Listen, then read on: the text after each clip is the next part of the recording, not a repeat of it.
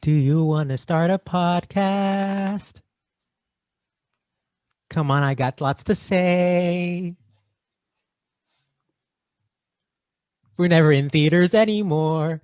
It's real bore. That's all I got. Welcome to the $1 Billion Movie Club.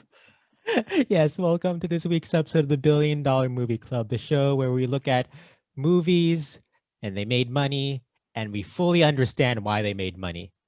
I think this is one of those weeks where it's like, yes, we know why you made money, because this week We're talking about Frozen. let's introduce ourselves. I forgot to introduce ourselves. I was like, wait, how do I I am Christian Simpson. And I'm my Pawan co-host, Mehta.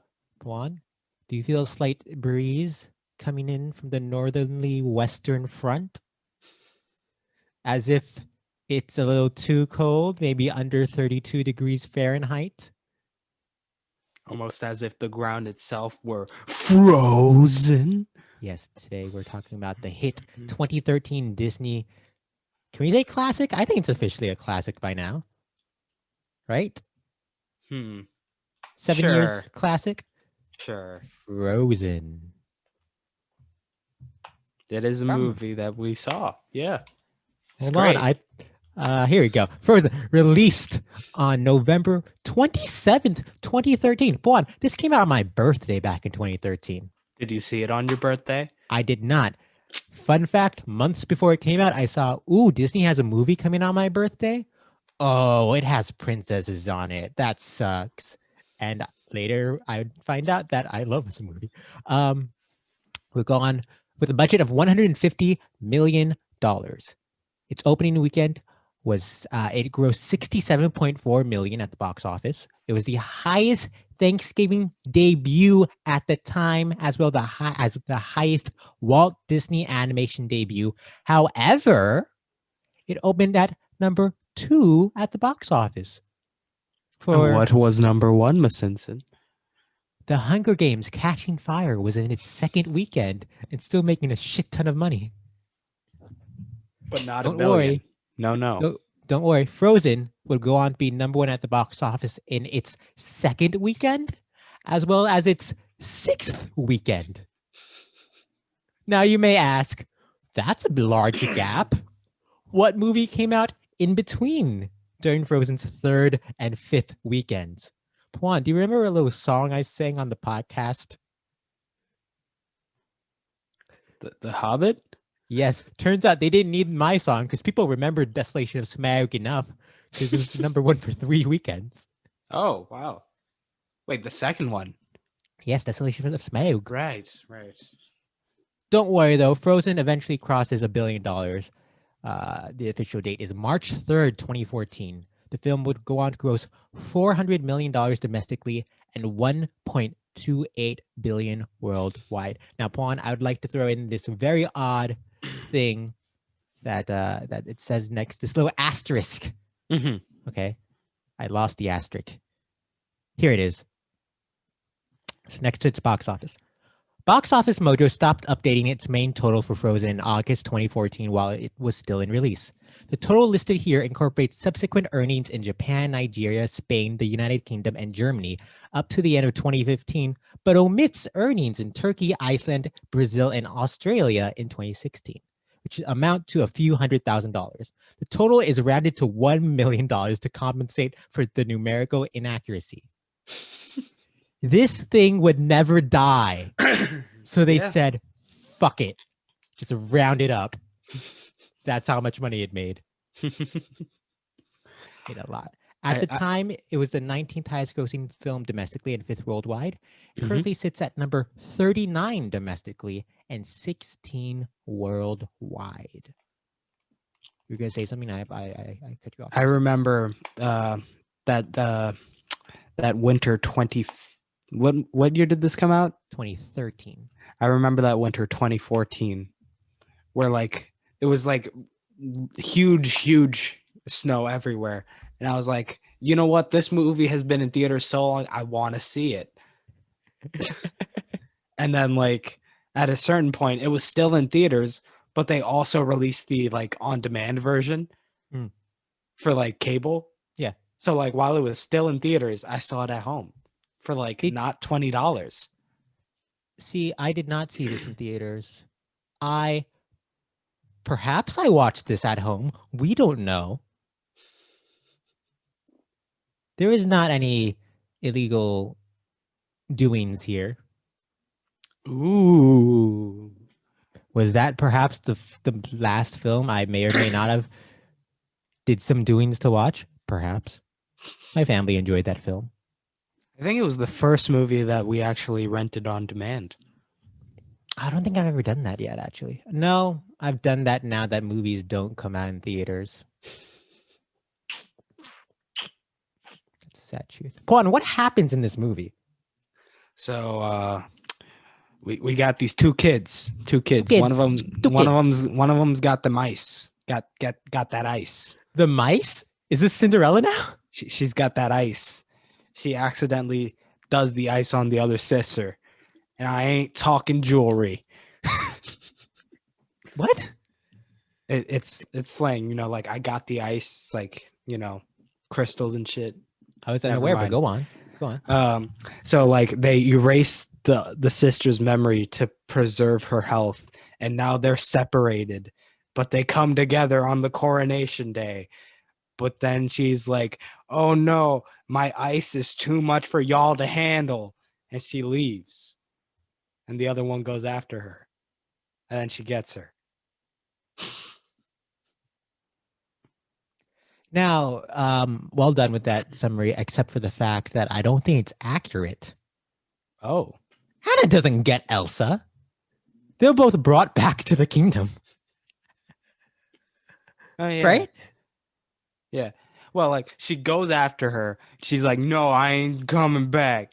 And then Anna starts heading back. And then the people from the village are like, "Let's kill the ice." And then they imprison her there. And then they're free. That's the movie. I wasn't trying to be a dick or anything. It's just something I realized as you said it. Because I was like, yeah, wait a minute. So Frozen is a film. I enjoy it very much. I don't know how you feel about this film. I very much enjoy it as well. It's, I think, inarguably the most iconic Disney film of the century. Disney animated film. Trying to think. I feel like there's other big ones. Actually, no, because what else is there? Home on the Range. Come on. Yeah, that Roseanne vehicle, Home on the Range. Roseanne and Judi Dench. And Tangled. Come on. One, I love the Hawaiian roller coaster ride, but no one's humming that the way they're humming Let It Go. Lilo and Stitch was severely underrated. It's really good. Did you ever watch the show? No. That show was my shit growing up.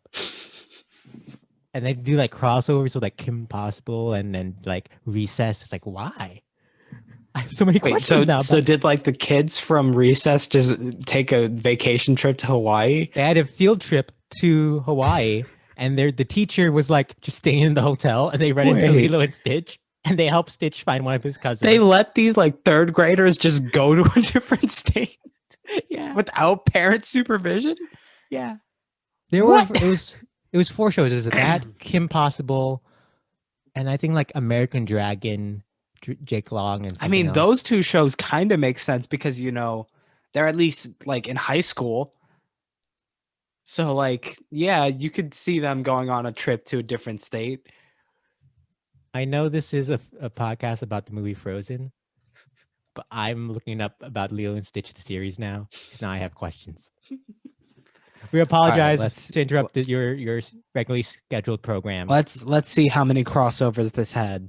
Let's see. Lilo and Stitch, the series is now on Disney Plus. Yeah, so it was 4 episodes.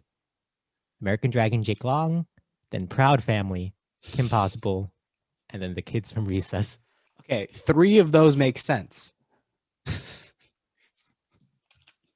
I'll leave it to you to guess which ones. Listener, this is a quiz for you. See if you could figure it out. Whoa. Yeah, pause the show. Take a second, let the thoughts formulate in your mind, and talk it out with yourself, and then so you're gonna pause it right when I say now. You're gonna pause it. They already And paused then it you're gonna since you come said back. now. Now, when we say that recess. Very Yes. odd. Yes. This was the answer. So Frozen. And for those of you who figured it out, good on you, man. Good on you. Get yourself a cookie. Give yourself a hug. We'll give you a digital cookie here. Now you're gonna get ads about Lilo and Stitch the series. So I believe this is the first musical we are talking about on this podcast. It is the first musical, except for no, there's no. I was gonna say Randy Newman has a song in Toy Story 3. I mean, like, it's interesting when you think of like Titanic, considering how it tried to be like a movie that encompassed as many genres as possible. How there wasn't like a musical moment. There's a dance sequence. Yeah, but that's not a musical moment. You're being mean to the art of dance now. Do you mean musical as in start to sing? Yes. That's different.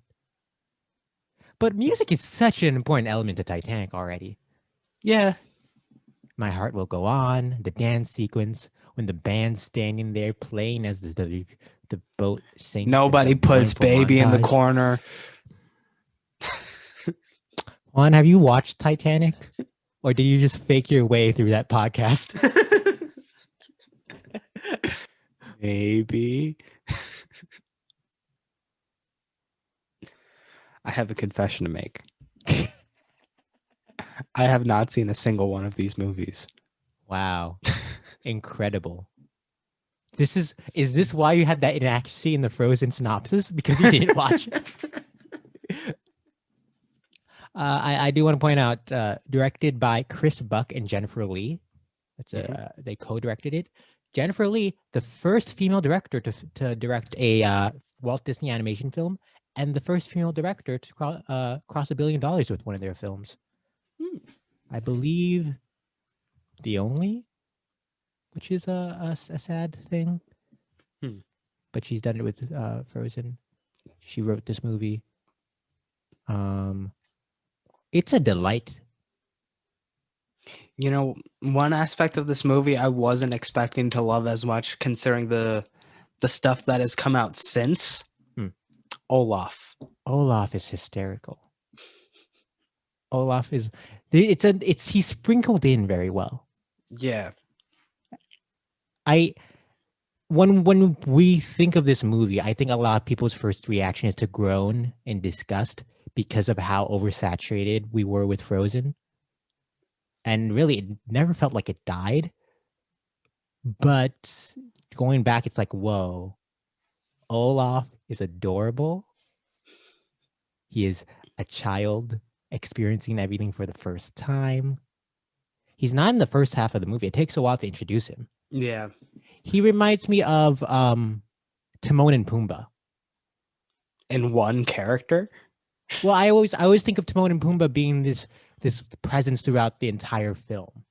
And then I rewatched it like once and was like, oh, it takes forever for them to show up. But they really just steal the damn show. Yeah, that's why they made Lion King 1.5, which is the superior movie. I thought you were going to bring up Timon and Pumbaa, the television series. I mean, that too, but Lion King 1.5. If you haven't seen it, because I think it was a straight-to-DVD movie. That's one of the few Disney straight-to-DVD movies from that time period. It holds up. I've never seen it. So, say that I forget what's the play that Lion King is supposed to be from Shakespeare? Hamlet? Yes. So like it's Rosencrantz and the Guildenstern are dead, right? Yes. 1.5. Yes. It's great. It's a beautiful film. So Frozen. Yeah, a lot of ice. A lot of ice. I have a question for you. Mm-hmm. I found the opening, the first act, the animation to feel a little aged. How so? Something about um it will it just didn't seem as textured. Maybe I don't, I'm not an animation fanatic or anything, so I can't really specify. But a lot of the like people in the back, like in like hand drawn cartoons, when a character is going to interact with an object, and so it's like highlighted and a little bolded the lines. Okay. It felt like that with like the character like Anna and Elsa, like they were sticking out from everything else, and I Hmm. can't. It seemed really weird. I'll be honest, I didn't notice that. The thing Okay. I noticed about the beginning is how it felt more like a montage to get through the backstory more so than anything else. The It's like prologue. yeah, it's like Mm. they saw up and was like, we should do something similar. I forget how long that prologue is. Yeah, I mean, it's like what, 15, 20 minutes? It feels like it because it keeps going, and then you have "Do you want to build a snowman," which adds to it. The thing from the prologue that I mean, it's morbid, but I just can't help but laugh. Is how the parents are like, "We'll be fine, Anna. It's just a couple weeks." Hard cut to their ship just getting rolled over. It is a very there's no even build to it. It like fades into the next one, and but you see the ship as it's being encompassed by the water. They were not playing with you. All right. I mean, like the weird thing is, it feels like older Disney that might have been most of the movie, like the prologue. You think? Older Yeah, Disney I as mean, in like like you think of pre. things like Bambi, where like the main thing was the emotional toil that came at the end. So like they hit you with that. Well, not at the end, but like very close to it. Whereas this one, it feels like they didn't want that to encompass the film or like be one of the main feelings you have. So they just left it at the beginning, hoping that the rest of the movie might overshadow it. I have a question. As someone who has no memories of watching Bambi, isn't Bambi's mom killed early on? Is it early?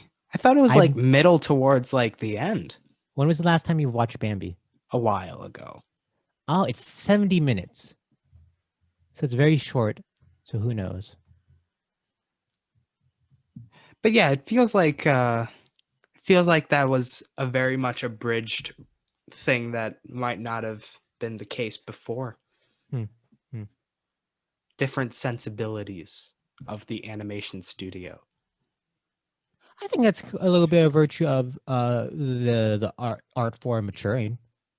You're allowed to do more cool looking stuff.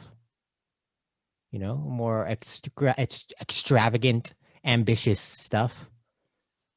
Well, I Because don't Bambi know is if it's early Disney. necessarily about the visuals, but I'm talking more in terms of like the story beats and how they handle that. But the scope of the story as well, would you not say? Hmm. There's a long, winding adventure compared to something like Is a it? Bambi.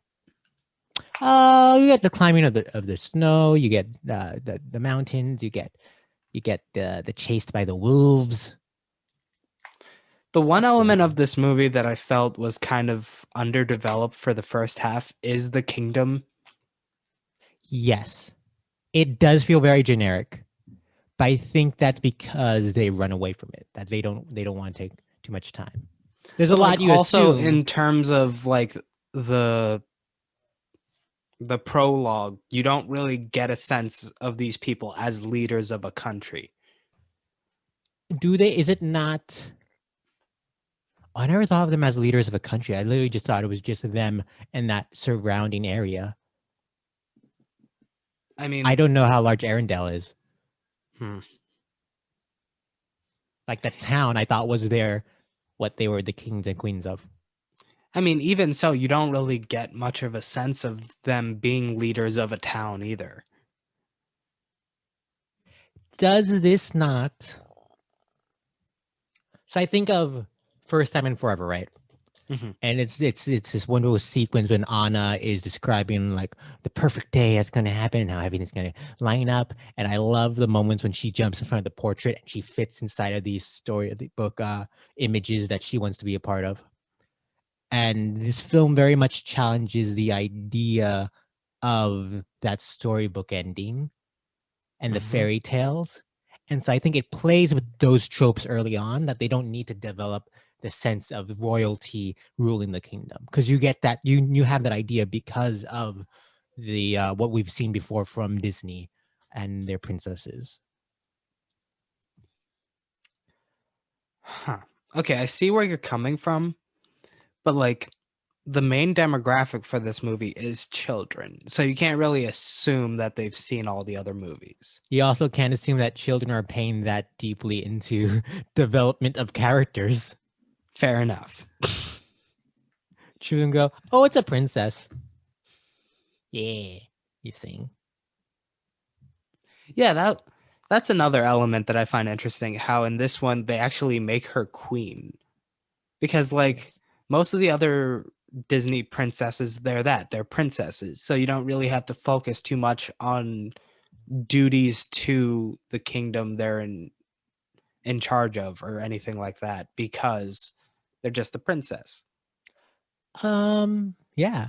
So you This get is so you get the royalty without any of the hassle. interesting as you said. It is also the only time there's two princesses in one movie. Yeah. So you gotta play with that. I'd argue maybe a coming of age film for Elsa, if you will. Mhm. Which is an interesting factor that I don't think like Beauty and the Beast is a coming of age film in the same way. Though weirdly enough, I do think Beauty and the Beast did a better job of establishing its town. Oh, because it has that opening number is about the town. The opening number on this is "We're sad children," and then I want the town to be cool. I don't know what it is, but let's imagine it'll be cool. That's what the second number is. The Beauty and the Beast. We'll get to it when we talk about Beauty and the Beast, but that Oh first yeah, number we is are perfect. talking about A a version of Beauty beauty. and the Beast. Yeah. um. I also want to throw in a mention Mhm. of the young Elsa and Anna and how adorable they are. And later on, you'd see Disney like I think of Finding Dory when you have the baby Dory. Like they realize they have something that's just cheap adorableness that is gonna grab the audience because they're adorable children. And who doesn't love adorable children? There's a fine line. There's a fine Oh well, line. obviously, obviously. uh, hmm. What do you feel about the opening number, the actual opening number, which is about making ice? Yeah, you completely ignored that. Okay, can we talk about? All right, so the actual opening number. I vaguely remember it's there whenever I think about this movie. It's so much longer than I realized. I was like, really? Is this still going? Also, it starts off with like when it's the company logos, there's like this weird like chanting, can I say Sea tribal shanty. music? Sea Yeah. shanty. I don't know. It reminded me of like Lion King or Brother Bear. It's like, why? You But yeah, know, it goes. No, go on. um, just side tangent. When I initially saw the trailer for Brother Bear, I was scared. Oh, that movie scared me. Like, There's not this. even the movie itself, the trailer scared me. I don't remember the trailer. Oh, I'm gonna look it back. I'm gonna look it back at Joaquin Phoenix's most essential role. And I'm sure he's solid in it, but who'd have thunk? Yeah, his most essential role. We'll talk about one of his less essential ones later. Walk the line? Why are we talking about walk the line? Yeah. Yeah. So about the music in this film, right? Well, no. Let's go back to that first number. It's there. I don't know. I feel like it sets up the moral pretty well. Like it sets up the theming of like, you got to thaw the ice, Sure. rebuild the connection by breaking it apart. Okay. chipping away at what's destroying it. It reminds me of, when was the last time you watched The Little Mermaid? It. I mean, I don't exactly go back and watch Disney movies on a regular There, basis, so I watched it for the first time since being a child, like a year or two ago. It opens with a similar song of like the mermaid men singing about the sea or whatever. I was like, I guess you're setting up the world? No one thinks about this song, let alone talks well, in about this it. one, I don't know if it's setting up the world as much as setting up the like thesis in a sense. That's a good point. It's like when you see I watched First Cow recently. It's a You really know, good I movie. wanted to see that one. It's on Showtime or Stars right now if you have it. Oh, I don't have stars, but if it's on Showtime, Yeah, Showtime. So it starts off with a quote, and that's like, oh, that's the idea of the movie. So I guess this song is that version for children because children can't read, so they need a exactly. song to give the idea. Can we talk about the music for this movie? Sure. What about it? How we Um, feeling? First off, I didn't mean for this, but I really enjoyed the score by Christoph Beck. Mhm. I'm not too familiar with him. I'm looking at his Wikipedia page. He won an Emmy for Buffy the Vampire Slayer. Would go on to work on films such as Garfield, The Pink Panther, The Hangover. Oh wait, he worked on the first Garfield, but not A Tale of Two No, he Kitties. did also work on A Tale of Two Kitties. Why would you leave that one out? I'm just running through I mean, Percy that's the more Jackson. important Garfield movie. He did Ant-Man. Anyway, I thought the music was very good. The score. I love the how it builds when Elsa's running off and she's running on the lake. Mm. I thought it all worked very well there. But the songs, which I think is what makes this film the icon that it is, right? Mm-hmm. We only care about half the songs in this movie. Let's be honest. Yeah, I mean, again, Let It Go really overshadows everything. And I love I love the soundtrack, but like Let It Go is Let It Go. I think Love's an Open Door is a beloved one. Do you want to build a snowman? But like I always forget there's a First Time in Forever reprise when she's in the castle. Hmm. And it's really weird watching it because it starts off, they're just saying dialogue over the music to the rhythm. And then it turns into them singing to each other like some Les Mis shit. But then Elsa fucking belts it. And it's like, oh, that worked. I don't remember it working, but it does work. I don't remember where I read or heard this, but I read or heard somewhere that like Let It Go was initially written to be a villain song, but then they were like, "Oh no, this is too good to be for the villain." Huh. So they like restructured the plot around that. Interesting. Huh. Let It Go really is the scene of the movie, right? Yeah. I mean, I'm partial to For the First Time in Frozen Forever. Heart? Is it Frozen Heart? Wait, which one was Oh, that? I think that's the opening with them chopping the ice. No, what did you say? For the First Time in Forever. I Oh, I'm like a that big fan. sequence. That's a good one. That's a good one. I like that one in Love's an Open Door. Though, like the one thing I will say, it's like, you know what, she's kind of rude to her staff. Just picking up plates and giving it to other people. Like, you know Oh, what? Maybe that person was at capacity in terms of holding plates. Anna's kind of an entitled bitch in the first half, who's only in her own world. And Elsa's like, calm down, Anna. And I was like, no, Elsa, I want this. It's like, really? You don't even have an I want song. Love is an open door. That's a Boom. love song, which is so fun. You know I what? One thing I will say about that song, though, that should give you a hint as to a twist that's coming up later in the movie. does it. Yes, the way he says, I like the way we finish each other's, and then she says sandwiches. That wasn't what he was going to say, but he plays along with it to dupe her. Does it not feel like they're just two idiots. I understand how you could look back, but that totally just feels like they're idiots. Yeah, I'm just being. I want to dig into the Hans character later, Yeah. but I'd like to bring up so Let It Go is about 30 minutes into this movie that's like 100 minutes, right? Mm-hmm. I have not seen the stage production, but Let It Go is the Act 1 finale. What the fuck do you do for the rest of the songs in that musical? How do you restructure it to get Let It Go to be the Act 1 finale? I don't know. I do know the shop owner gets a song. Good for him. You know what? Good for him.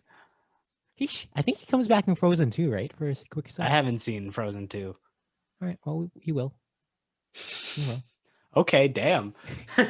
You will. You're gonna watch it, all right? And you're gonna sit there, gonna write 1 or 2 notes. And then You know what? Maybe that's the movie where I won't write any notes. Fuck. Try me. That's a good point. That's a good point. I do want to bring up I keep saying I do want to bring up. I gotta stop saying that. Something I've noticed about Disney movies is how the last half, or maybe just the final act, has so fewer songs than the rest of the movie, and they never end. They never end with a like a grand finale song, which feels essential for a musical. And that hit me one day a while ago, and I was like, huh, it's because they have nothing else to say. Everything's wrapped up, and it kind of is slow, sweet in the way that it just sets off and then. I mean, has that always been the case for Disney movies? There's no big, like, Little Mermaid ends with them getting married and them waving goodbye. How does Beauty and the Beast end? I think Beauty and the Beast, there's a little reprise of the title song as they dance. How does Aladdin end? Doesn't Aladdin end with like Genie blasting off or something? Yeah, he was freed. Yeah. So yeah, it's just something that I never hit me until maybe like a year or two while I was thinking about Disney musicals. It's like, huh, that's an interesting little thing that they do. Because if this was like Trolls, right? And no offense to Trolls, I've never seen it. But my understanding is that the Justin Timberlake song is the finale. Because I'm happy, clap along. That's Despicable Me. What? Can't stop the feeling. Oh no, isn't that Despicable Me 3? Oh wait, hold on. Which one is Shrek? Do you know the story behind Justin Timberlake writing the song for Trolls? What was it? So Trolls is a musical, but like a jukebox musical. Yeah. And they couldn't find the right song for the finale. So Justin Timberlake was like, all right, I'll write you a #1 hit for the finale. And he wrote them a #1 hit. Like, what the fuck? At least he was true to his word. Do we want to talk about the characters in this movie? You know what? Let's start with the shopkeeper because he's an OG. He's so nice and kind. But like, yo, the second he was like, yo, what did you just call me? I really love how that scene is lit. Because it's the light above him, and as he stands, his head leaves the light, but the light is still focusing on his very large body, just showing you how large he is as a human being. And it's like, holy crap. So like, for that to work, like the floor behind that behind the desk, it has to be so much lower, right? What if he's just the seat is pulled all the way back, but he's just leaning forward? He's like at a 15-degree angle, leaning forward. I have a question about that scene semantics. Okay. Did Anna pay for this stuff? That's what it implies, but like she never holds money. That girl does not know what $1 is worth. Is it because they probably have different currency? Perhaps. But like, she has all these servants. Who pays who pays the servants? Is it the Again, taxes? this is the sort of thing where it's like, how is this place run? They never explain. Wow. You're right. You're right on that. But yeah, it bothered me that he threw out Kristoff for not having enough money. He had like 10 whatever. No, it wasn't because he didn't have enough money. It's because he called him Oh, a you're right. thug. Shots were fired, but he wasn't prepared for their reflecting if bullets. you can't take the heat, you got to get out of the kitchen or you'll get thrown out the kitchen. We don't care how frozen the heat is. Even if it's frozen heat. Some might even say that's the warmest heat. Frozen heat.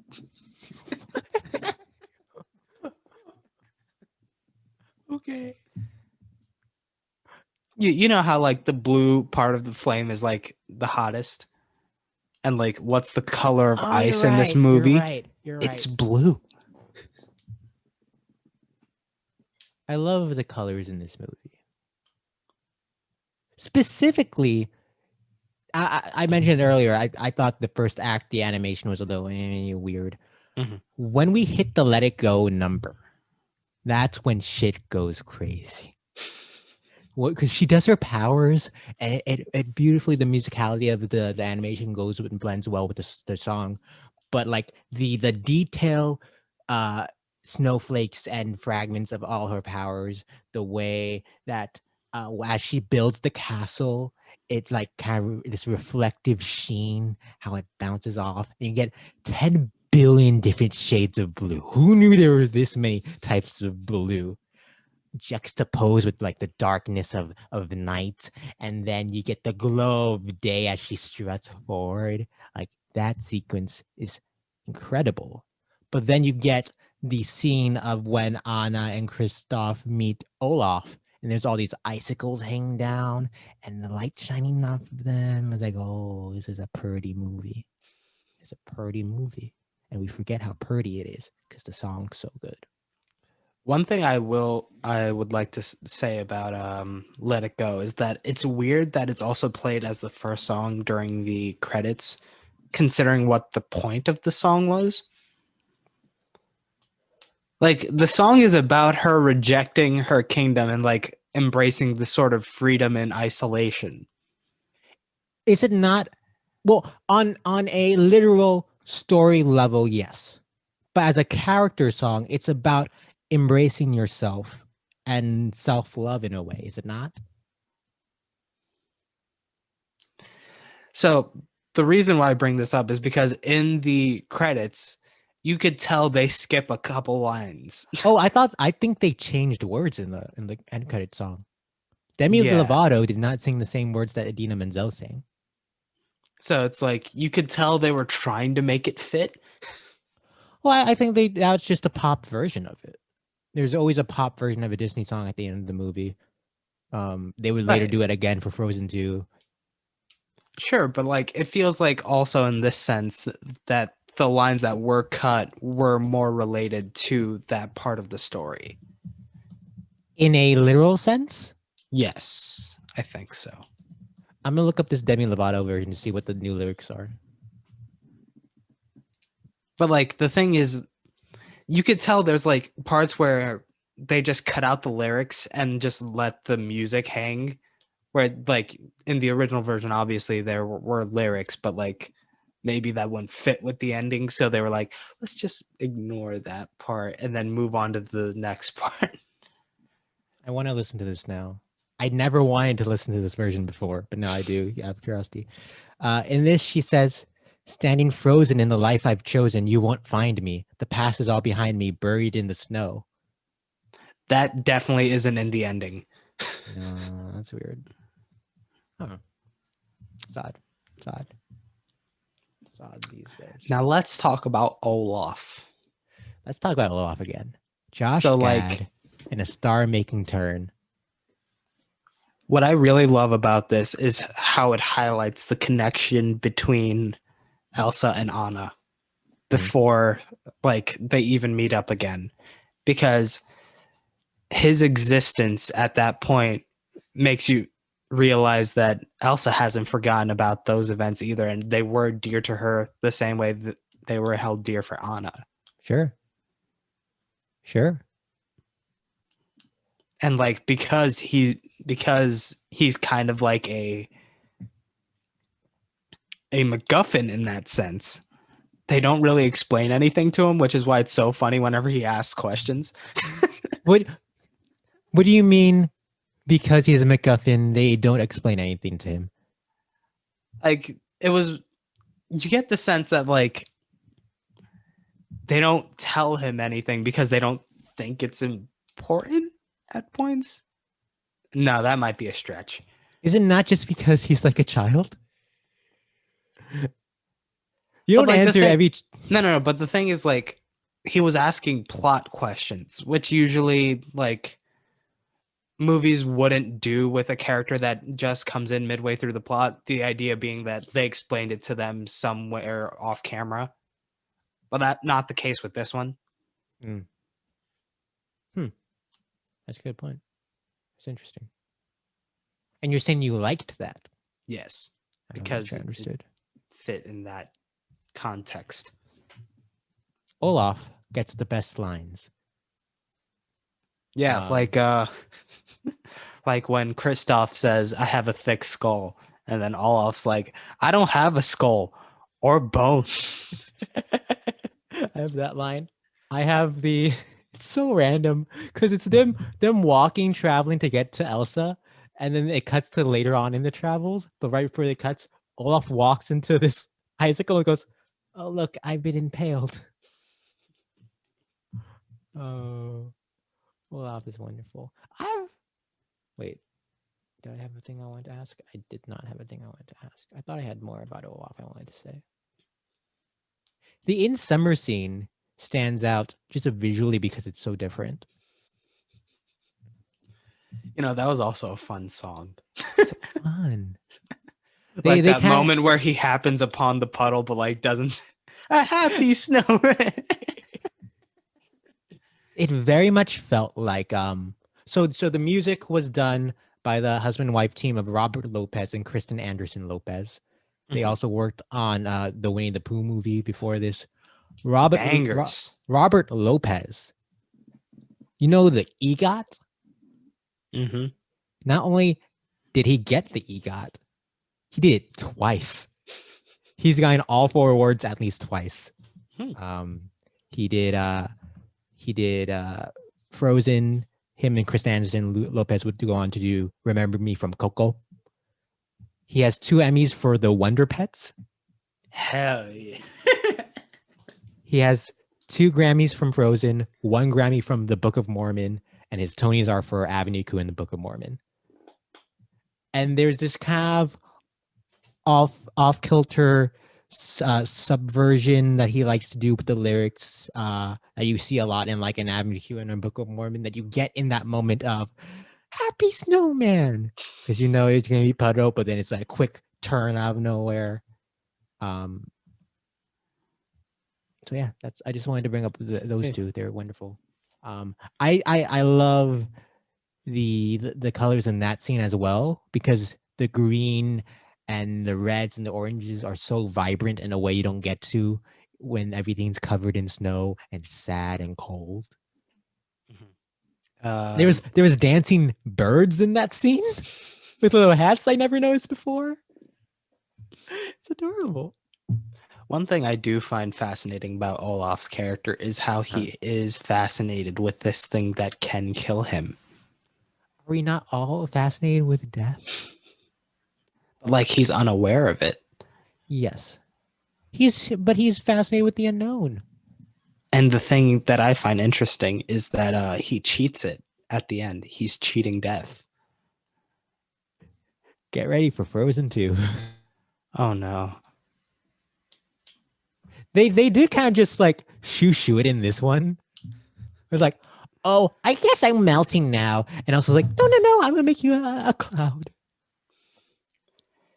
In a sense, like Now he can't escape that cloud. So in a sense, he is living in his own purgatory. Don't worry. Don't worry. What is he going to become like? Okay, here's my prediction for Frozen 2 as someone who hasn't seen it. Olaf is going to become the only snow that never melts. Like he's titanium snow. I don't know if that's correct or not. And I've watched this movie. In retrospect, not to get too deep in this topic, we'll get into in like 10, 15 weeks. I don't think there's a lot of snow in Frozen 2. So I'm like, is it Frozen also? Or is it an ironic 2? Too Frozen, too furious. Write that down. Write that down. Write that down somewhere. We're gonna use that for something. I don't know what. Write something like that. But like, again, that goes back to the idea of them not wanting a sad ending. Because like, you know what? Let that snowman die, man. But that's the death of their childhood innocence and the bond between two sisters. You know what? He'll come back next winter. Wait, would it be the same Olaf? Is the snow what makes Olaf, or is it the magic within? It's the magic within. So in a sense, Elsa is Olaf. Elsa, Olaf, they both have an L and an A in the name. And then it's that weird moment from Chamber of Secrets when Tom Riddle goes, Tom Marvolio Riddle, I am Lord Voldemort. It's like, that's such a convoluted way to switch the letters. But Elsa, Olaf, there's a silent E in Olaf. You know, you just rearrange the letters, take some out, put some new ones in. It's fine.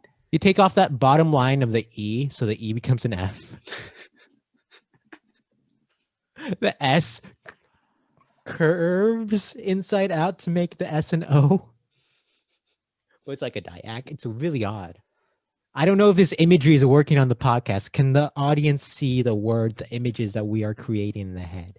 If not, if anyone would like to give us some money and like we'll hire someone to make the actual visual effect. Or if you're a fan and you know some arts, do you want to send some fan art of the word Elsa turning into Olaf? Hit them with that email. Where could they send it? Hit them with that email. Hit them with that email, Pawan. $1 billion movie club at Gmail at Yahoo at AOL at AIM.com. Is there a hyphen there? No, there's like 3 backslashes though somewhere in there. My next question was, is there a backslash? So Elsa and Olaf are one. Yes. Does that mean that while Elsa's singing Let It Go, Olaf is also singing Let It Go? No. They aren't one, but like part of Olaf is in Elsa. Oh. It's like how it's like how all squares are rectangles, but not all rectangles are squares. I get it now. That makes sense.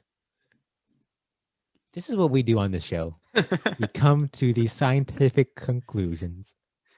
However, we're not done with the conclusion of this film, I think. What is with that Hans shift? It's handled pretty well, I think, with like the music building up to that sort of romantic end, but then like it cuts off. Yes, in the moment. But so I'm watching this movie for the first time in like 6-7 years in full. And I'm like, okay, do they tease the Hans turn anywhere? Listen, when I was watching it, I was seeing that Love is an Open Door song, and I was like, it's right. It's right there. I didn't get that. But then also like, he's genuinely helpful to everyone. Is this Disney trying to do like a promising young woman where it's like the nice guys are also mean? Well, see, the thing is, I feel like maybe he would have been a better ruler because we haven't seen Elsa or Anna take charge in any sense. Elsa became queen that day, and her people said, "Oh, go away." So she went away. She did what they wanted. Yeah, but you They know what? wanted her to go away, so she went away. But see, the thing is, even the previous king and queen, we saw them do a lot less than Hans did. I have a question about this. Their king and queen, they die. Like 10 years go by, and then Elsa becomes queen? Yeah. Who was in charge in the interim? A Jafar type character. See, now that would be more interesting. Again, I told you, like, the beginning would have been a whole movie in older Disney. I guess.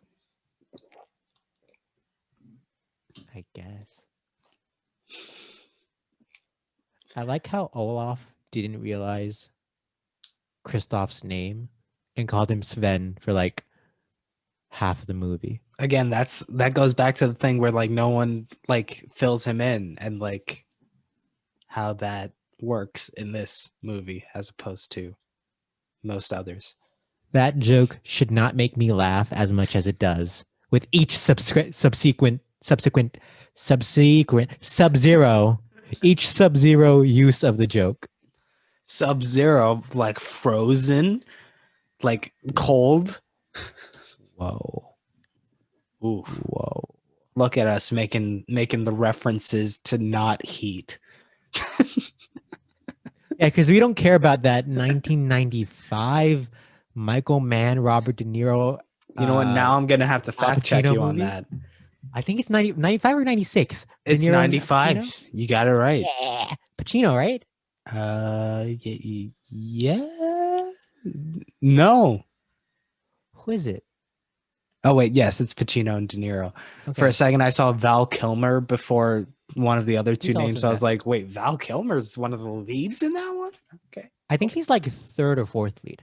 I remember that movie being a big deal because it was like the only Pacino De Niro movie. But as I said that, I was like, wait, they did Irishman later. So was Irishman their one movie together? But no, they did both of those movies together. Fun fact, in the time it would take to watch Heat and The Irishman, you could watch Frozen 93 times. Wait, what? Heat and Irishman, both very long movies. Heat's not that long. I think it's like 3 hours long, isn't it? Michael Mann doesn't make that long movies, does he? Oh, damn, it is. 2 hours, 52 minutes. Yeah, wow. Irishman, 3.5 hours. Oh, he also, well, no, he was a producer for that. What? Last of the Mohicans. I feel like Michael Mann is one of those directors that has this reputation, but I don't know what his big movie is. It Heat? Is that the Michael Mann movie? I'd say it's more Collateral. Collateral? I feel like people don't talk about Collateral. But it's all over the cable channels. Is it? Yes. He also has what? The Insider, right? With Russell Crowe? He has Black Hat. Black Hat. That's the Hemsworth one, right? That's that no one watched? Well, because it was him trying to do hacking, and like he can't do that. Like at that point, people had finally figured out how to do it, because that's when the first season of Mr. Robot started airing. I thought Black Hat was before that. Yeah, like slightly before. Okay. I think it was the same year. 2015. When did Robots 15, right? Now I'm looking it up. He did a Miami Vice movie with Colin Farrell and Jamie Foxx. Yeah, people don't talk about that one. What the heck? Mr. Robot started June 24th, 2015. I think Black Hat was like a January release, if my memory serves me. Yeah, January. January. That's how Michael Mann did Ali. He did Ali. He actually did direct Last of the Mohicans. Sorry, this has become a Michael Mann retrospective podcast. From two people who know he exists. Have you seen any of his movies? I haven't seen any of his movies. I've seen Collateral. My brother really likes Collateral.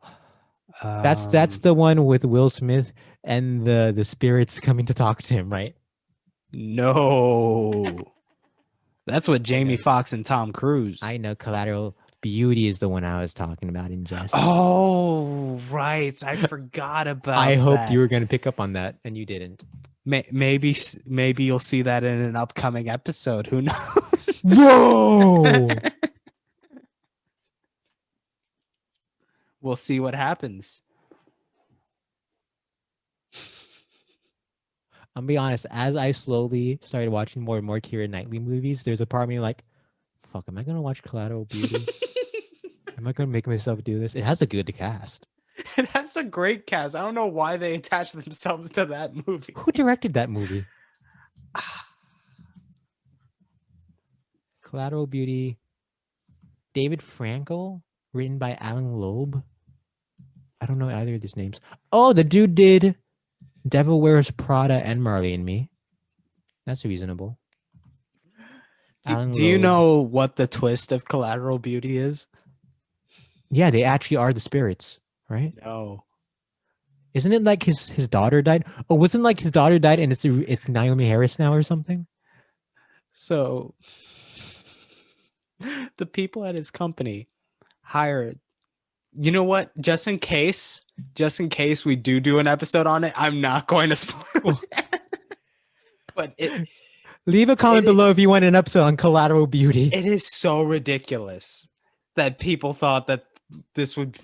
It's his company wanted him. He's like stuck in depression because of his daughter dying or something, and so the company wants to get him to think he's crazy, right? And they hire these fake actors, but those ended up actually being like spirit guardian angels. Like, oh, it's feel good. Like his employees try to usurp his position by making him look crazy. An intriguing thought.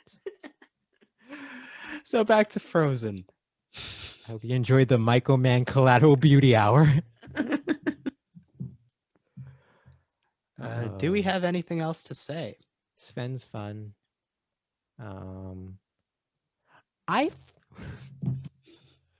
So you know how they're chasing after Elsa and then they come back to Arendelle? My mind was like, oh, it's like Mad Max Fury Road. Because the one big complaint I feel like people have about Fury Road is that, quote unquote, I disagree, quote unquote, nothing happens because they go from point A to point B back to point A. You know, see, the thing is, a lot of the times when people say nothing happens in a movie, they're not actually paying attention. Oh, I know. I just thought it was very funny that I thought Frozen was like Fury Road.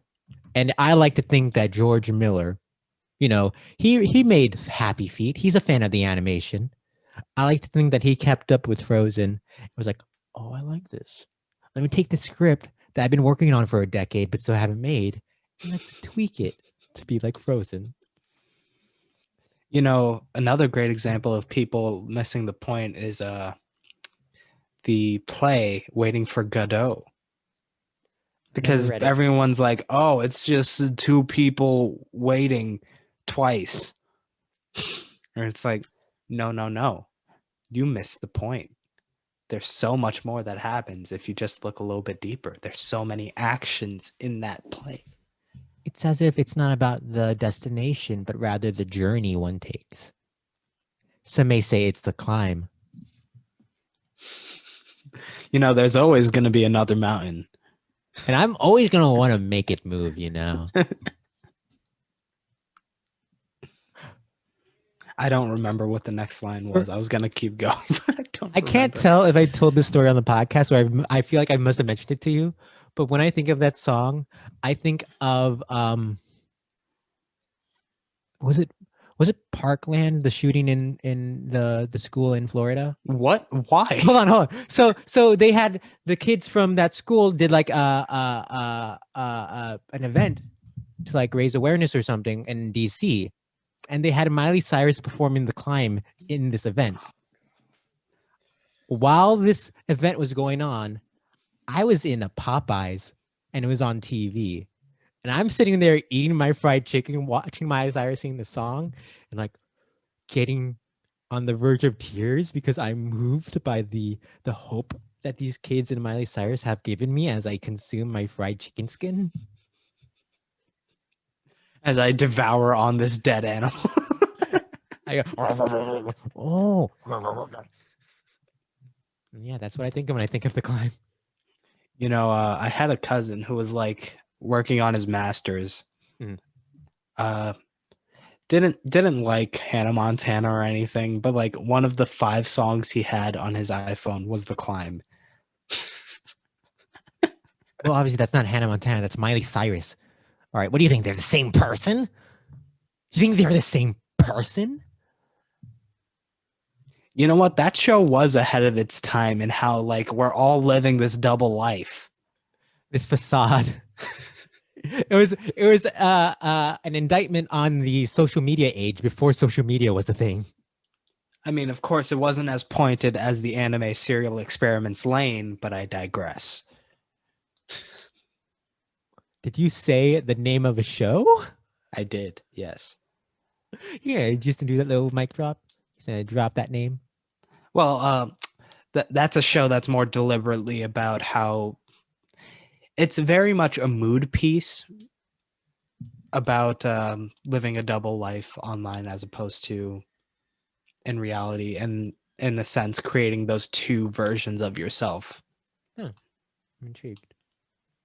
Speaking of moods, Mhm. I love very much the sequence when the Duke's men try to kill Elsa, and then you get these great like reds and purples and oranges that really make it dramatic. Like I assume those are the same colors you see in Revenge of the Sith during the higher ground scene. No. It's not higher ground. It's high ground. I Okay. apologize. I'm going to rewatch. I'm going to watch those movies in preparation for the Star Wars movies we have to talk about.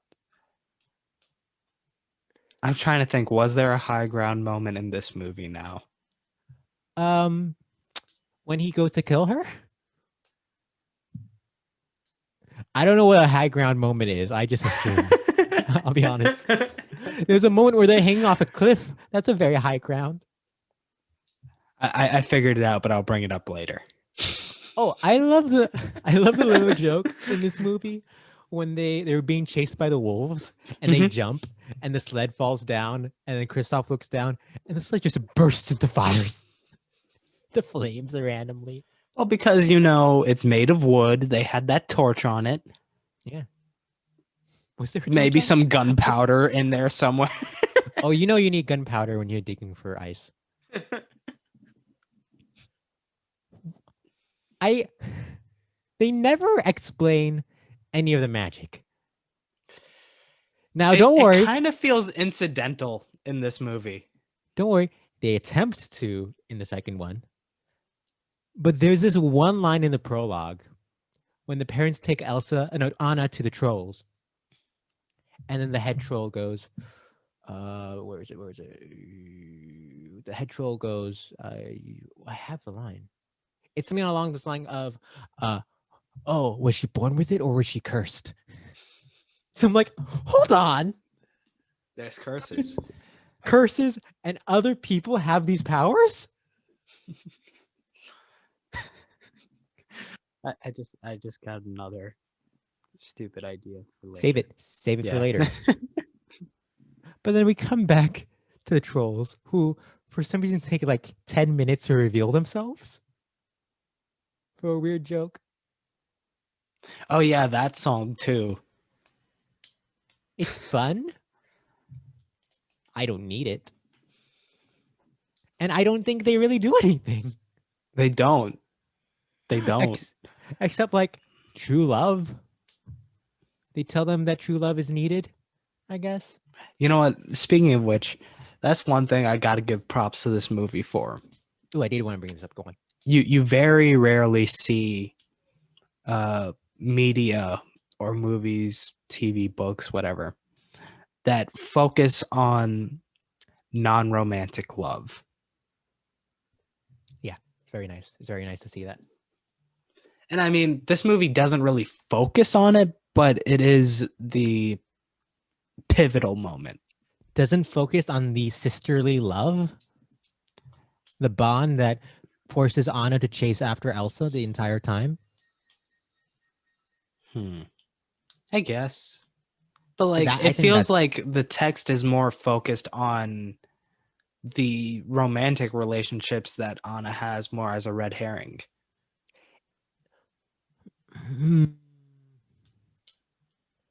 But aren't the romantic relationships always secondary to her caring about her sister?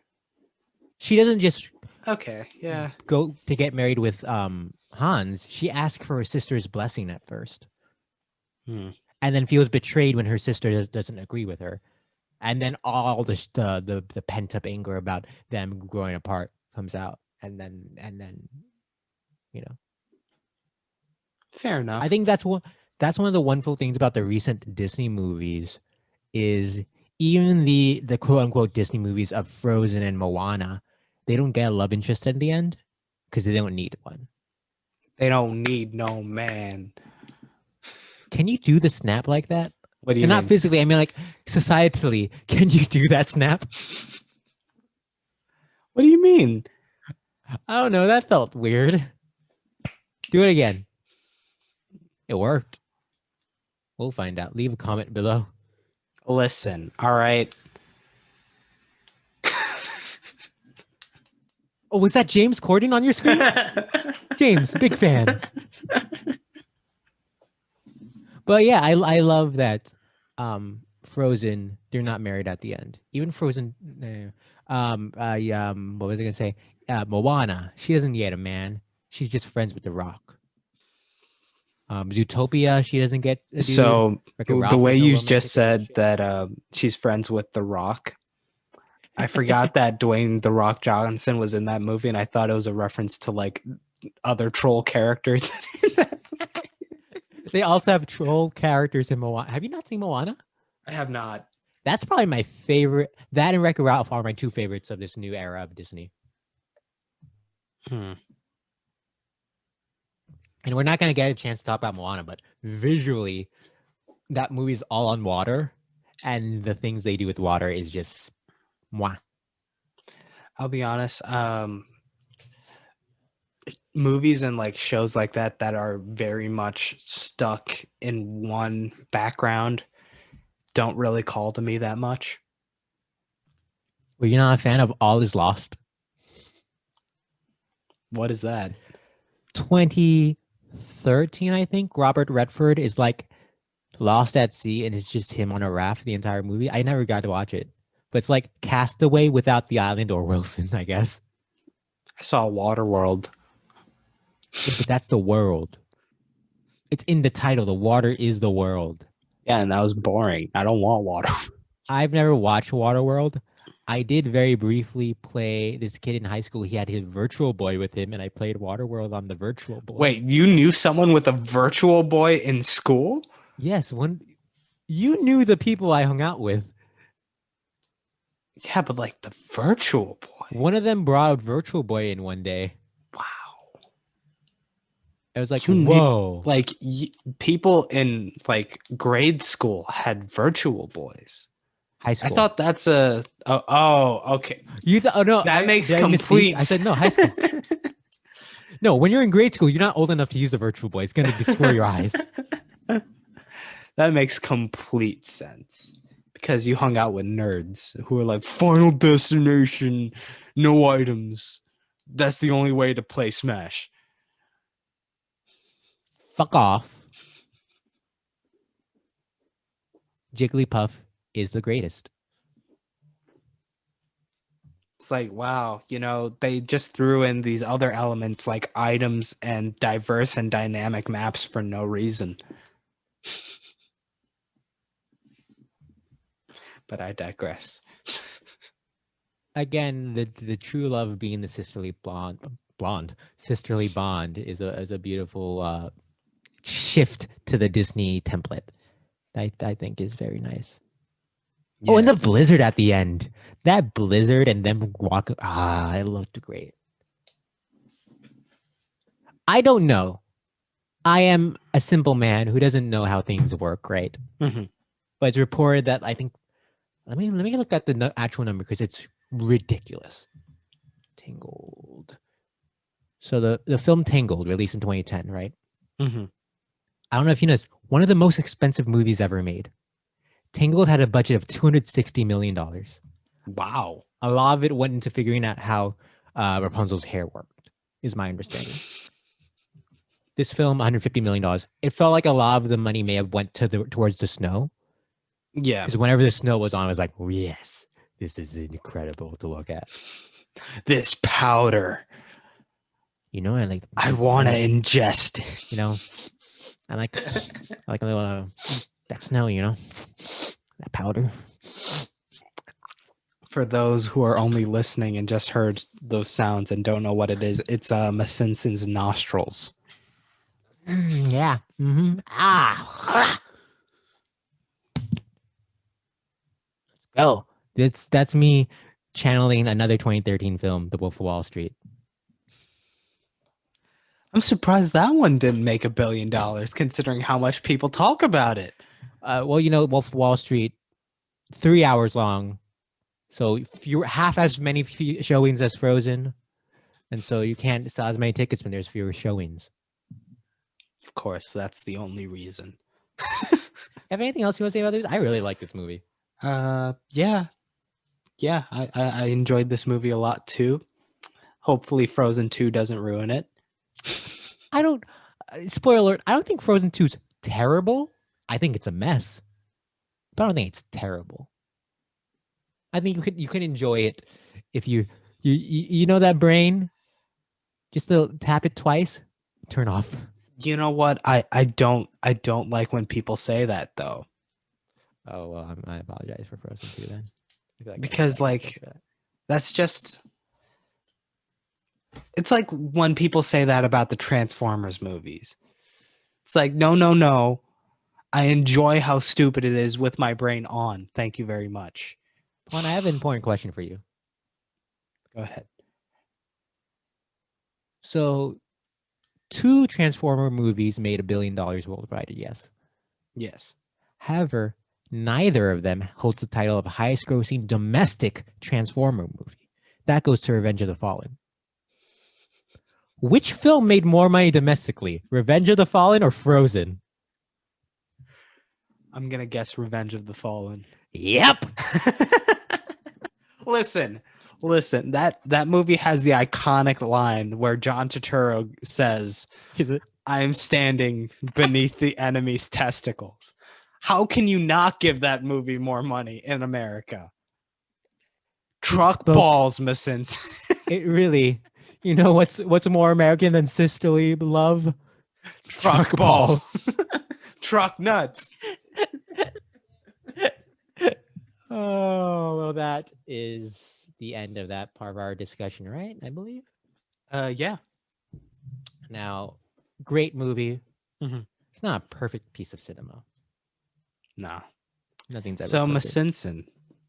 We're starting with me. How would you transmodify this film into a better work? All right. So, as we know, we've discussed no singing in the final half. I think that's a mistake. You know, but you know, it's an expensive movie. Maybe you couldn't pay the Anderson Lopez's to write more songs. So I think you got to add some music, the little jukebox musically, right? So let me pull up. So Anna, right? Who we didn't mention. The cast is great in this movie. Jonathan Groff is wonderful as Kristoff. Anna and Elsa's Idina Menzel and Kristen Bell are terrific. Oh, you got an idea. I'm excited for this idea. No, I just remembered something I wanted to say earlier, but like it doesn't matter. Go ahead. Okay. So Kristen Bell's Anna's walking on this frozen lake, about to die, and Jonathan Groff's Kristoff runs after her. And then she turns, and Elsa's about to be killed. Idina Menzel's about to be killed because she's giving up. And Anna's freaking out. And she walks. Now, if you were watching the movie, she gets there really fast, which is very odd.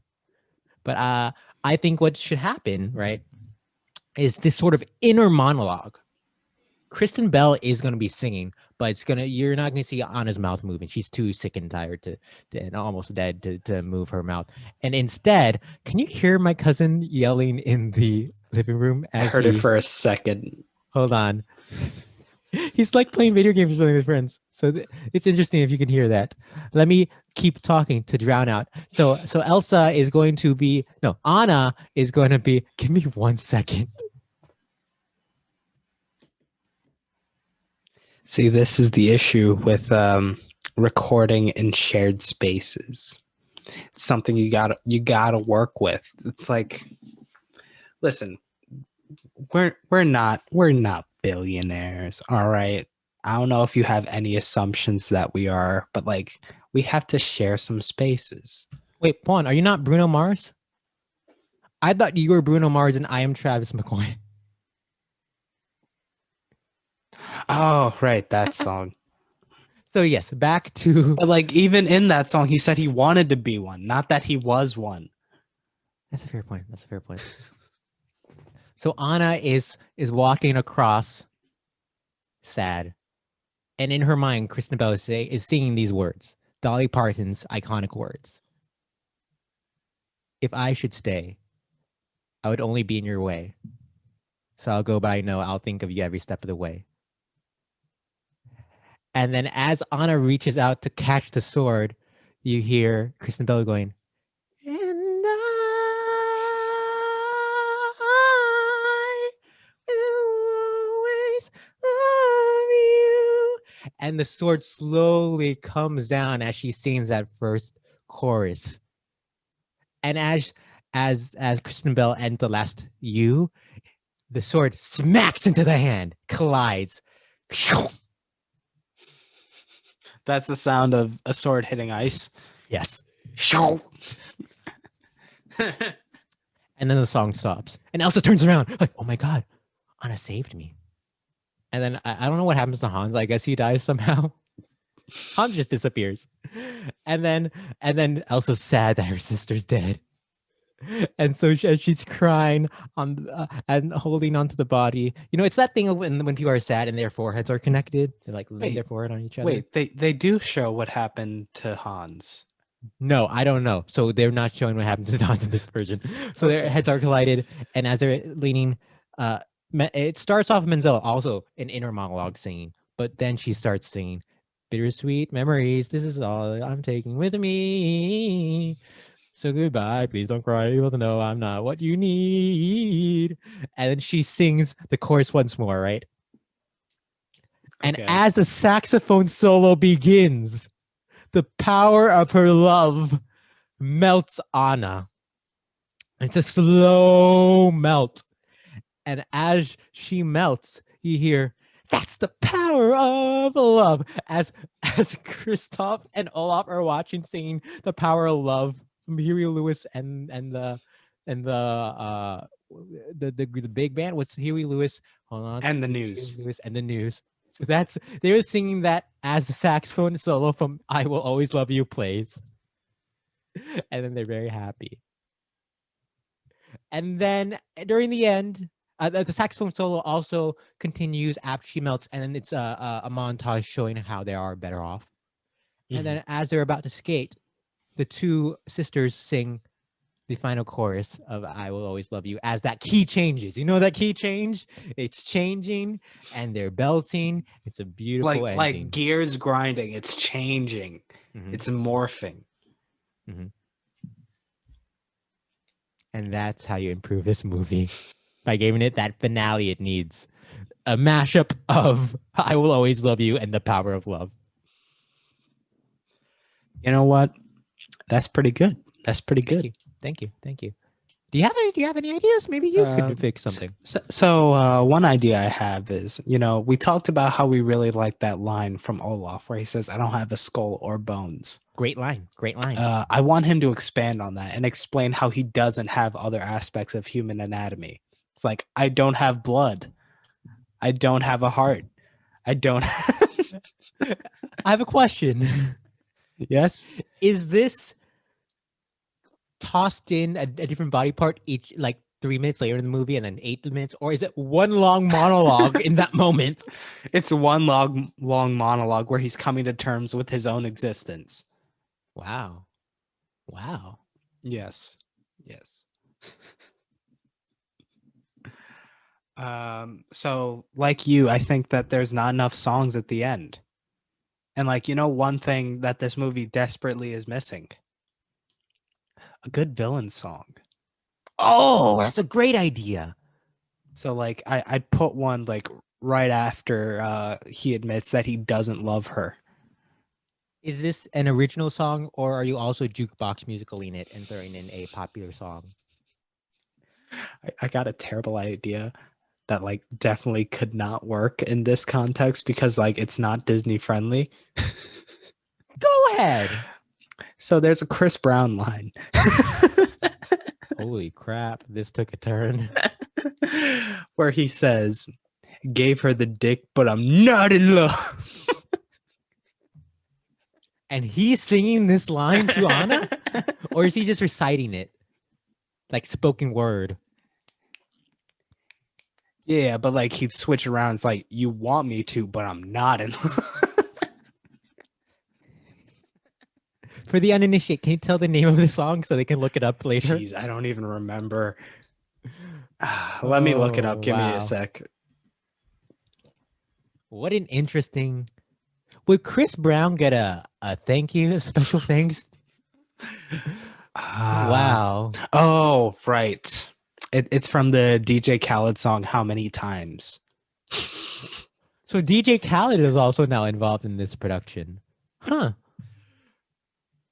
Go on. I just realized, okay, whoa, one more thing.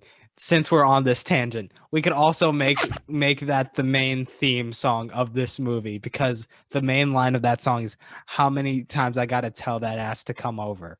So it's like it's trying to get Elsa back into the kingdom. How many times I gotta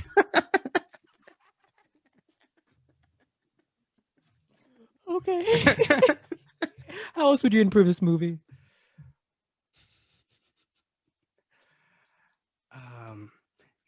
Since I got so blown off track with that tangent, I had an idea for a song that I was gonna put at that exact same moment with like Anna running to Elsa. Okay. But I forgot what it was. Oh, right. Is it also... Okay, go on. You know what? Let's throw in that Aladdin song, One Step Ahead of the Breadline. Wait, what? Because she's beating the sword to the punch, so it's like, I'm ahead of them. I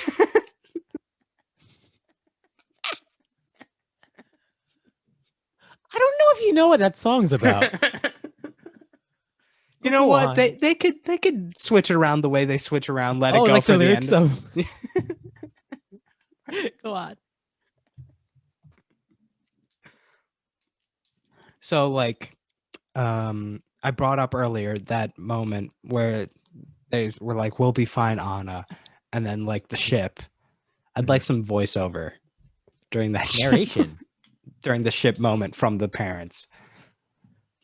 Is it like a narrator coming in saying, "Hey, parents dead," or is it the parents' their final words as they're about to die? It's their final words being like, "I guess we weren't fine." Wow. So matter of factly. Yeah.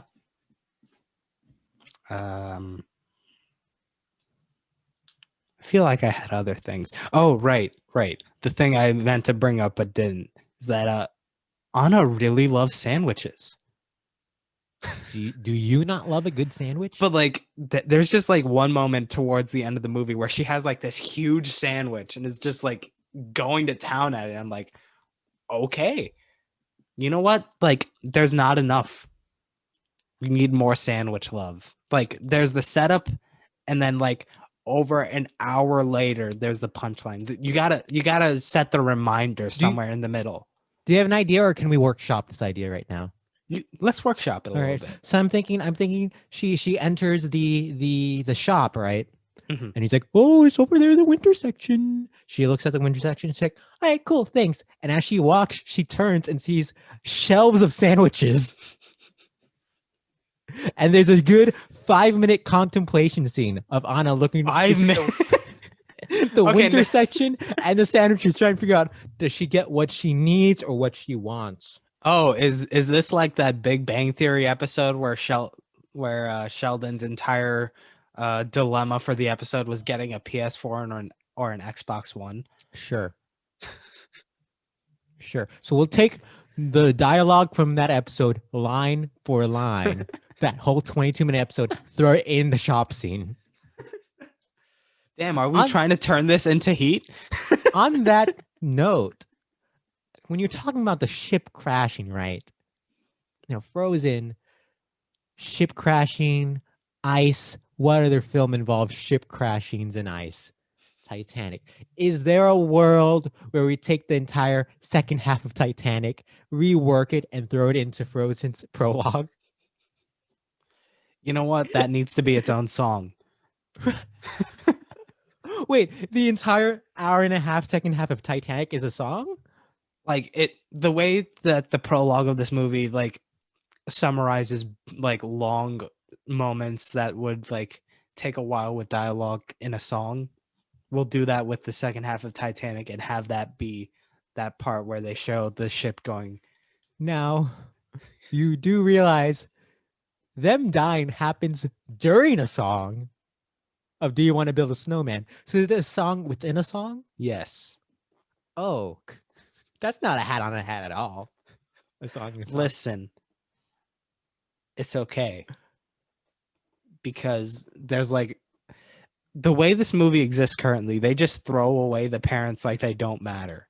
Let's give them a little bit of weight, all right? Pawan, don't worry, Frozen 2. All I'm going to say, don't worry, Frozen 2. Now, Pawan, are those the last of your adjustments? You know what? We got how many times? We got the Chris Brown. Oh, God.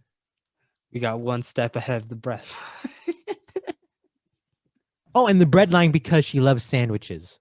Yes, exactly. It's all just connecting so naturally. And you know what? Let's give that shopkeep dude a song. So the one they have in the musical. Yeah, let's is it the bring same that as to the movie. Okay. That's fair. I don't know what that song is, but you know, bring it over. They did that with Beauty and the Beast.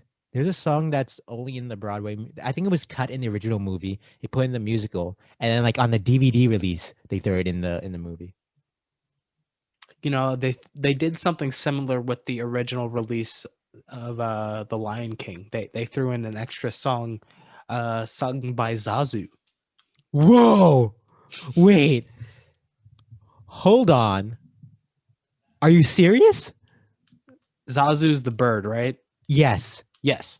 Zazu has a song. Yeah, the Morning Report. Oh, I forgot about this. I've never actually listened to it, and I will be looking for that after we record this. I mean, in context of the movie overall, it is very much something that could be easily cut. Hey, but just yeah. because it could doesn't mean it should. All right. We asked ourselves if we could do it, but not if we should do it. Well, I thought I just did the other way around. Did you? I just wanted to reference Jurassic Park to bring in the $1 billion movie club cinematic universe. You know what? There's not enough dinosaurs in this movie either. Not at all. Not at all. Like we got reindeers, sure, but like no dinosaurs. Throwing dinosaurs in this movie too. Can I throw in a post-credit scene idea? Go ahead. I was unaware this movie actually has a post-credit scene. Yeah. I didn't know that, so I didn't watch it. However, I have a better one. I don't know what it is, but I have a better one. There's this brief line when Kristoff is reuniting with the trolls, and they're telling him all the stuff they've done, like, "Oh, I've grown a mushroom." As one dude comes and he goes, "I passed up a kidney stone." Mm-hmm. Oh no! The post-credit scene is the troll on the toilet passing the kidney stone in real time. So, I just remembered that I was going to bring up the high ground. And there is a moment in this film where it would fit. And like, for Was. all we know, maybe the character did say it. It is the moment where oh no, he didn't. So you remember the big ice monster Elsa creates to like push them away. Sure. So at the end, when they're all the way at the bottom of the hill and the thing says never come back, it should be like, I have the high ground, so you should never come back. It's over. This may be the longest segment of us improving a movie we've done, but it just gets better. Also, the actual post-credit scene involved that ice monster in the Let It Go castle, just putting on the crown. Oh, that's adorable. I think that's so. You know what? Oh, we've given a long list of how we'd improve the movie. We've talked about this movie along with Michael Mann and Michael Mann and Collateral Beauty. That's not even. I think we had like a tangent before that was also very long. Probably. Now, those are all opinions, ideas formulating in the mind, and yet they're not the fact. They're not the cold hard facts. All right. They're not math. No. Except for that time I referenced squares and rectangles. Wait, are squares math? Yes. All right. First, numbers and letters. I can go with letters, but now you're telling me shapes are math too. Yo, listen, when I was in high school and they brought out that geometry and it's like lines and like you connect lines to make shapes and like that's math. I'm like, whoa, whoa, whoa, whoa, whoa, whoa, whoa, whoa, whoa, whoa, whoa, whoa, whoa, whoa, whoa, whoa, whoa. That's too much, man. I'm not here for this math conspiracy. But it's okay. We're not talking about math. We're not talking about the maths. We are talking about the maths, but now we're not talking about the conspiracy. No, we're talking about facts. Facts. The numbers. Where does Frozen rank on the list of billion-dollar movie clubs? Yes, the clubs. All right, let's share the screen. Because you know what? Each of these movies is a team. And like, where's the rank? Where's each team landing? Heads. Pawan, you're going for heads as we flip the coin.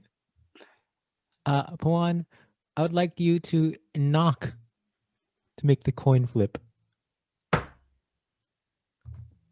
It's flipping. It lands on tails. Oh. Oh, okay. All right.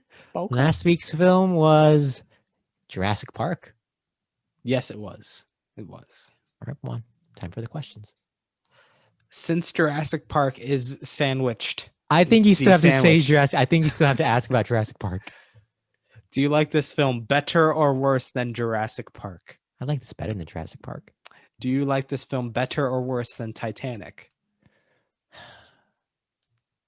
I really want to say better than Titanic, but I don't. I think Titanic's better than this movie. All right, so we got between 20 and 24. 20 and 24 in this Elsatron on 5? 24, right? Yes, I think so. Let's double check. Yes, 24, yes. 20 to 24. 20 to 24. And today, Frozen is ranked at number 24. 24. Oh, God. This list is a mess and I love it. Okay. What is this list? So at number 47, we have Pirates of the Caribbean on Stranger Tides. At number 46, Alice in Wonderland. At number 45, Toy Story 3. 44, Avatar. 41, Transformers Dark of the Moon, which you will soon see. Oh, yeah, that's next week. 37, Pirates of the Caribbean, Dead Man's Chest. Number 34, Star Wars Episode 1, The Phantom Menace. 33, The Dark Knight Rises. 32, The Dark Knight. 31, Marvel's The Avengers. 28, The Hobbit, An Unexpected Journey. 27, Harry Potter and the Deathly Hallows Part 2. 26, Jurassic Park. 25, Iron Man 3, THREE 3. 24, Frozen. Tied at 21, Dr. Seuss's How the Grinch Stole Christmas, and who knows? 19, Titanic.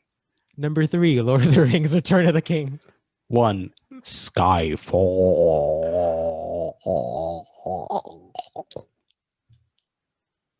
Was that Judi Dench dying right there? What was that noise? Oh, I'm sorry. Let's not say Judi Dench dying. A lot of old celebrities have been dying recently, and I'm kind of sad. Please take care, Judi Dench. So that's the list. That's It's going to be this week. crazy when we eventually see what ties with Dr. Seuss. It's going to be... I, for a second, thought the 2 snow movies were going to tie, but that's not how... No. How the snow fell. That's how the sky fell, but not how the snow fell. What can you do? Well, that was All this right. week's Thank you episode. for joining us for an episode of $1 Billion Movie Club. It's the $1 Billion Movie Club in this week's episode of Frozen. I hope you enjoyed building those snowmen and making those podcasts. Next week, we're discussing the one entry from 2014.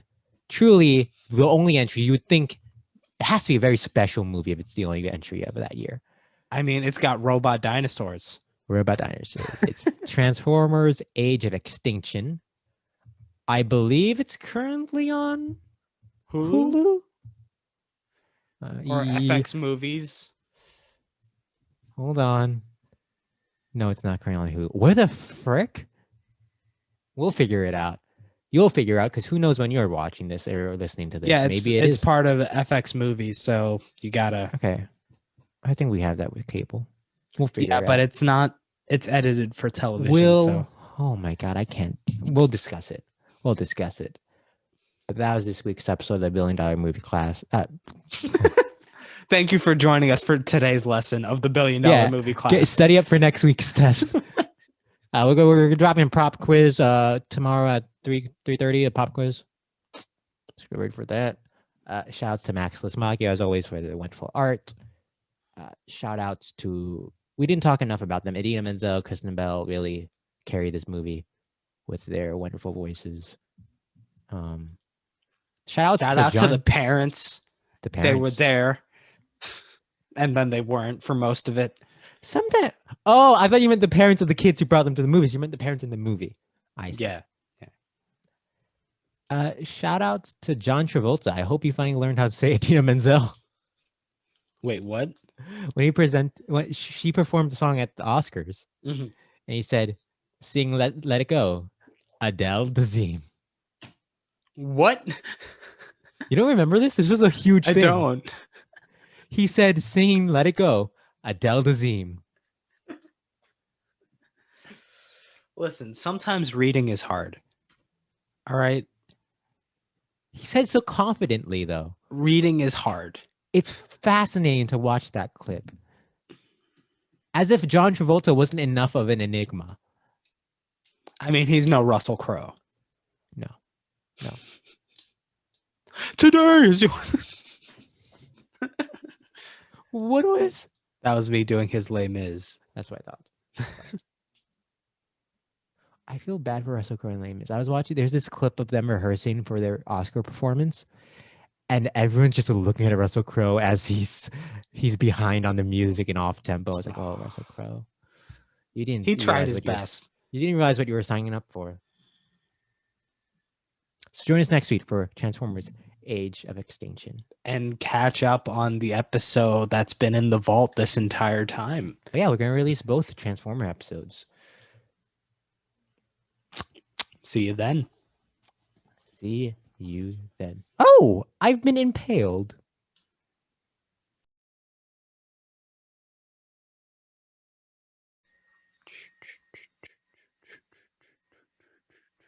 Jason Derulo. JR.